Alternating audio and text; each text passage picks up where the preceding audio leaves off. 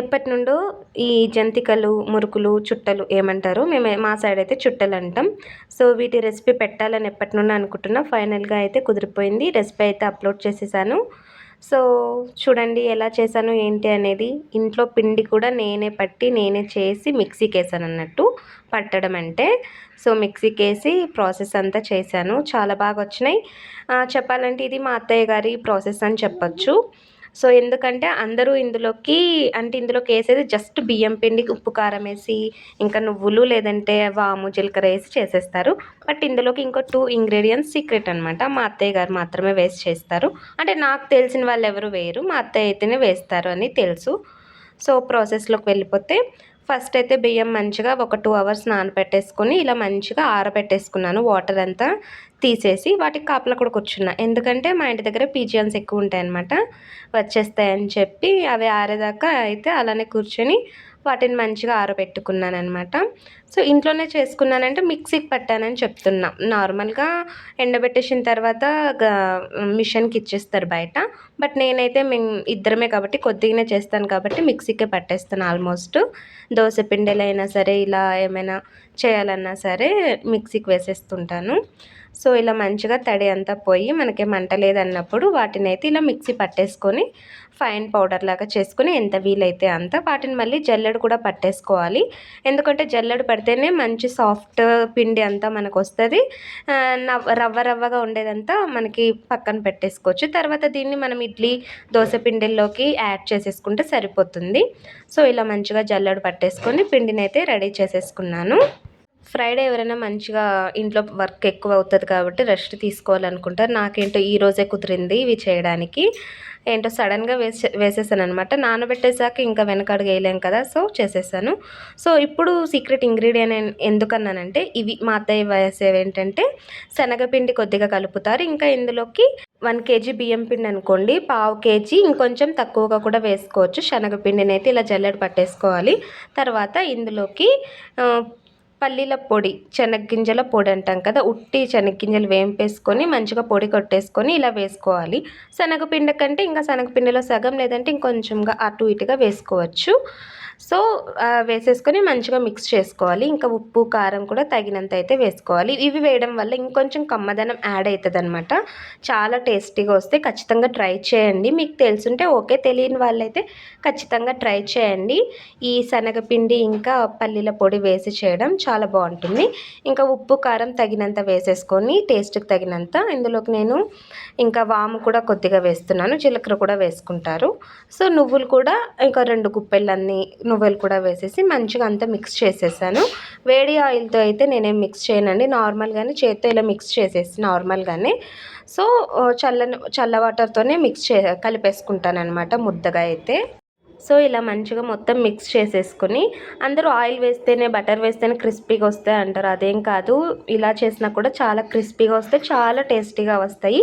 ఒక్కసారి ట్రై చేసి చూడండి, ఖచ్చితంగా బాగా వస్తాయి, నచ్చుతాయి కూడా. టేస్ట్ కూడా చాలా బాగుంటుంది కాబట్టి.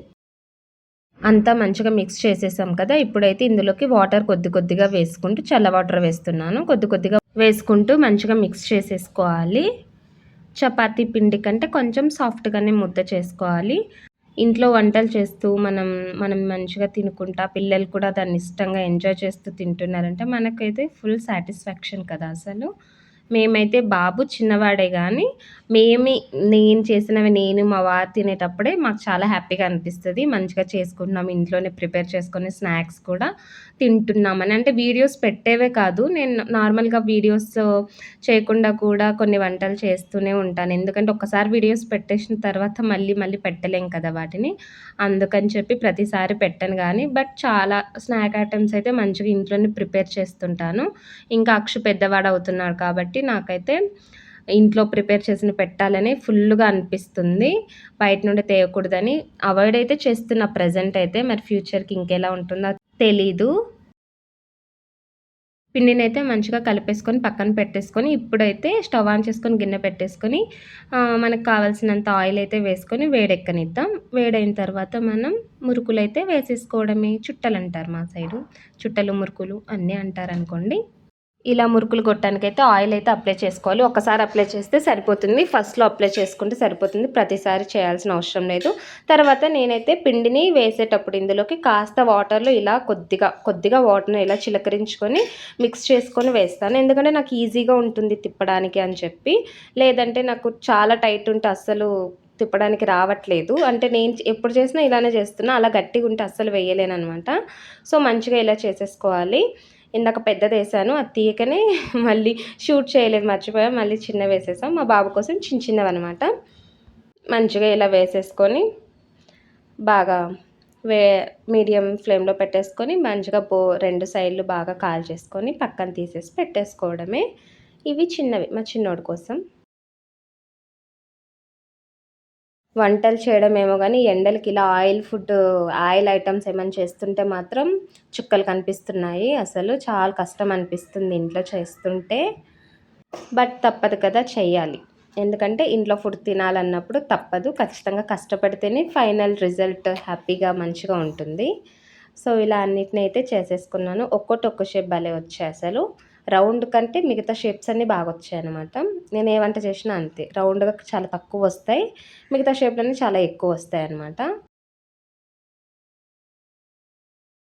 వాయిస్ ఓవర్ ఇస్తున్నప్పుడే మా బాబుకి నేను గుర్తొస్తాను. అమ్మ, అమ్మ అంటూ పక్కన వాడిని కంట్రోల్ చేసుకుంటూ నేను వాయిస్ ఇస్తుంటే కావాలని ఈ టైంలో ఎక్కువ పిలుస్తాడు. నార్మల్‌గా అయితే సో, ఫైనల్‌గా పిండి అయితే నేను కలిపిన దానికంటే చాలా తక్కువ. అంటే అయిపోవచ్చిందని అర్థం. చూడండి మంచిగా చేసేసాననమాట బాగా. సో, వేడికైతే వేడిగా చేస్తున్నా. అయిపోతున్నాయి. సో, ఫైనల్‌గా అయితే అయిపోయినాయి కదా! సో, సగం ఉన్నాయని చెప్పిన ఇప్పుడైతే కంప్లీట్ అయిపోయినాయి చూడండి. సో, సింక్‌లో కూడా గిన్నెలు వేసేసాను. నిమ్మలంగా తర్వాత వాష్ చేసుకోవడమే వాటిని. సో, ఫైనల్లీ అన్నీ అయిపోయినాయి. సో, టేస్ట్ అయితే చాలా బాగుంటాయి. ఖచ్చితంగా ఇలా ట్రై చేయండి. మీకు ఆల్రెడీ ఇలానే ప్రాసెస్ తెలిస్తే కామెంట్ చేయండి. నా ఛానల్‌ని ప్లీజ్ సబ్స్క్రైబ్ చేసుకోండి. వీడియోస్ అయితే స్కిప్ చేయకుండా లాస్ట్ దాకా చూడండి. లైక్ చేయండి, షేర్ చేయండి, కామెంట్ చేయండి. Thank you so much. Bye.